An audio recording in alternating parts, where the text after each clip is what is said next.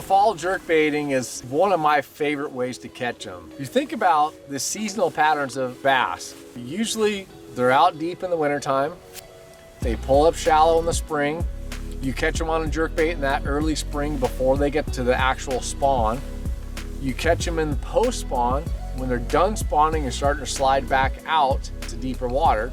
So post-spawn leading into summer, the fish get deep again, kind of like they were in the wintertime.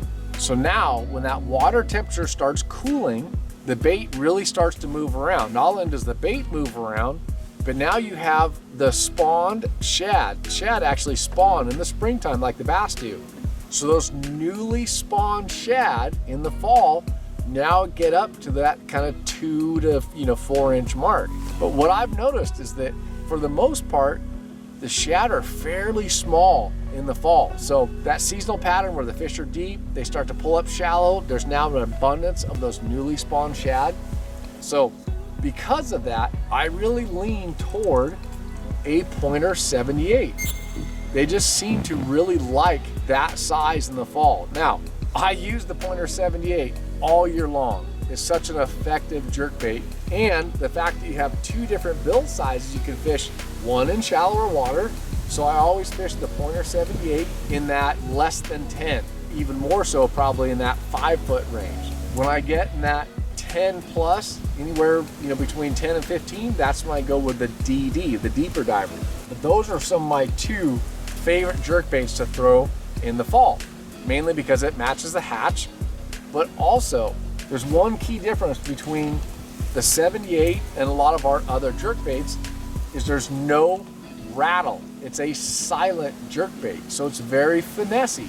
Sometimes the fish stray away from a lot of noise. Now, on a big windy day, adverse conditions, wind, rain, overcast, I do like a rattle, but for some reason, that pointer 78, it catches them regardless. Bad weather, calm, you can fish that in every condition. So I like the non-rattle. Now, the other thing I like to do in the fall is the complete opposite of what you think this is. So here's a finessey pointer 78. I like the pointer 128. Now look at the size difference of this bait. That's a huge difference in size. And I kind of like that in the fall. I like the fact that the shad are small, you match the hatch, but sometimes when you pull out this loud pointer 128, you can draw those fish from a long ways away. Not only draw them from a long ways away, but get that bigger bite. So the one thing I have noticed in the fall is that overall, they keyed on that small bait, but I've seen it many times where all of a sudden you will find an area or one creek where there's really big bait. I don't know why, and it's not across the whole lake. It'll be in one little area. It seems like all the big shad hang together, and it's those shad that spawned that made that right there. So these were newly hatched. These are the ones that have been alive for a little while and are full size. They get 6 inches long. They're really big bait. And a lot of times those bigger fish will really key in on that bigger shad. So I like to have both options. I want the finessey, I want the small to match that small bait, and I also want that big one for finding that bigger bite or finding those areas that they're really keying in on that bigger size bait. So fall is one of the best times to throw that jerk bait. For me, I like to just cover a lot of water. The type of structure depends on the lake you're in. If they're standing timber, they get around standing timber. If it's only rock, they get on points and rock.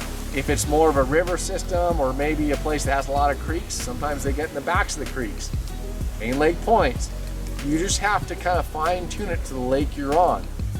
But as a general rule, I like to fish more main lake. I don't like to throw a jerkbait in the back of a creek. I tend to stay towards main lake points, main lake bluff walls, maybe a main lake pocket, short pocket that doesn't go too far away from the main lake. So if you had a lake that has a lot of coves and creeks and pockets, if I'm in the back of it, I want to be able to see the main lake not far away. And the only reason for that is that bait, when it's running, sometimes it likes to go into the backs of those pockets and those creeks. But again, I don't like to run to the big long creeks. I like that main body.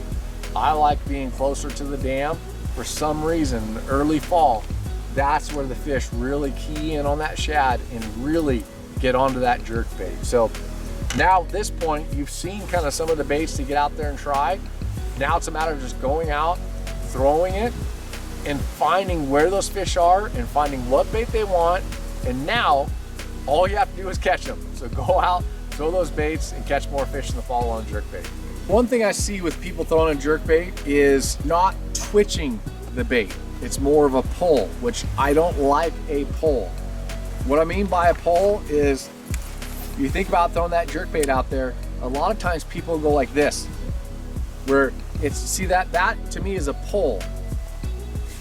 You're using your arm as an extension of the rod and they're pulling like this. I don't want to see that. And the reason for that is a jerk bait is designed to dart, meaning that when you twitch it, you want it to do a hard side to side, up and down. By doing this rod and arm extension and pull, you're not doing that. All you're doing is this bait is going like this, straight and stop, straight and stop. That's not as effective. That's not working the bait like the bait should be worked. The bait wants to dart, and the way to make that bait dart is a twitch, meaning that the bait's out here, the action is with my wrist and my wrist only. It's a little bit of arm movement, but for the most part, the action is just wrist. That's what you want in a slack line, meaning that my line is perfectly slack, and when I go like this, it's a pop. You get that slack line to a quick snap with your wrist, and that's what makes that bait be very erratic and have these really hard darts up, down, left, right. It's because slack line, a quick twitch with just the wrist, and that gives this slack line to a hard pop, almost like snapping a rubber band. If you can imagine snapping a rubber band, that quick reaction like that is what makes that bait dart. So to do that, I'm casting, and when I'm fishing this bait, I'm looking at my line where it goes into the water. And the reason for that is when I make that hard snap with my wrist, that line where it goes into the water snaps. It's almost like if you flick the water. That's what you want when you're fishing a jerkbait. You want that quick snap, that slack line snap to make that bait dart. And by making that bait dart very erratically, you will get more bites than if you're pulling. So as far as cadence, leave that up to you. Sometimes it's one quick snap and wait 30 seconds. Snap, wait 30 seconds. Sometimes it's 5 seconds.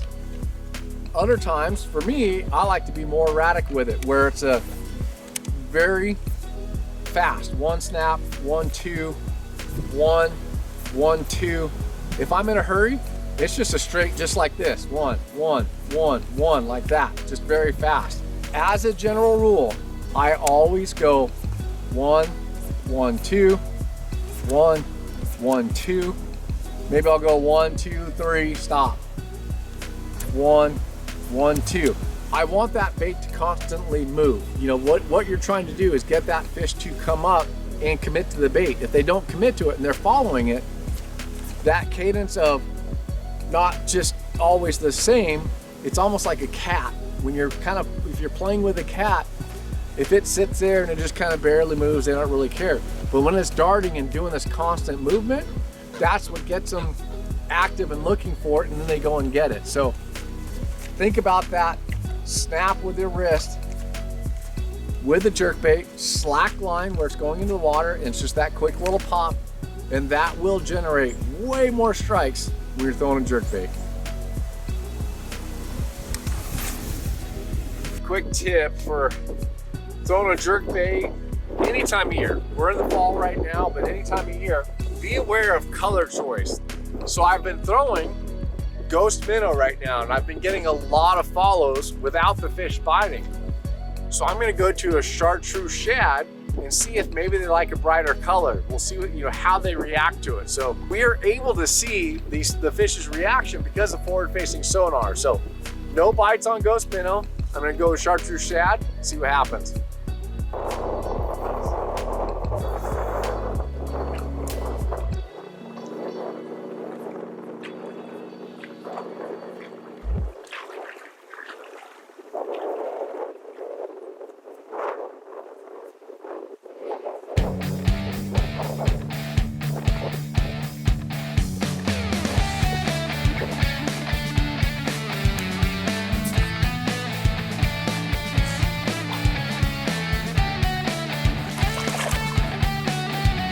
There we go.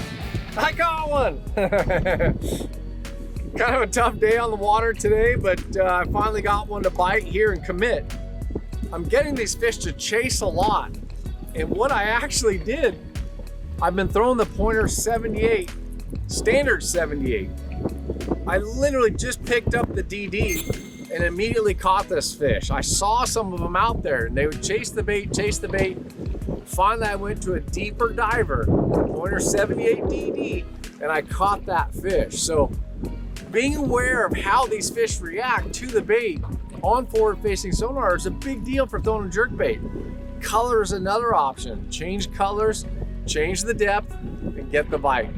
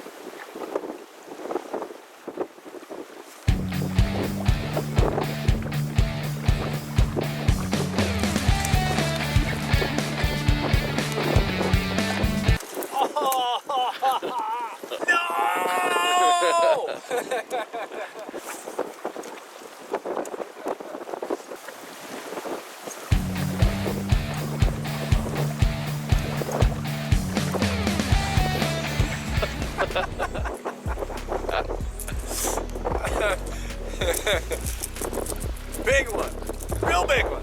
So the trick with these is you gotta go like this. Look how big he is. Little baby.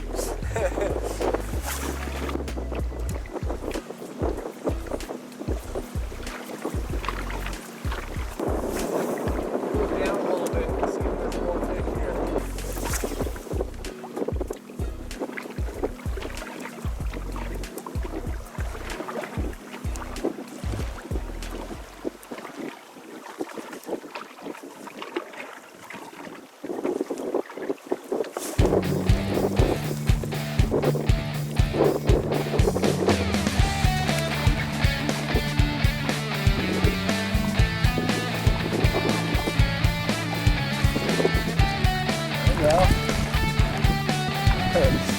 Another one on the DD78.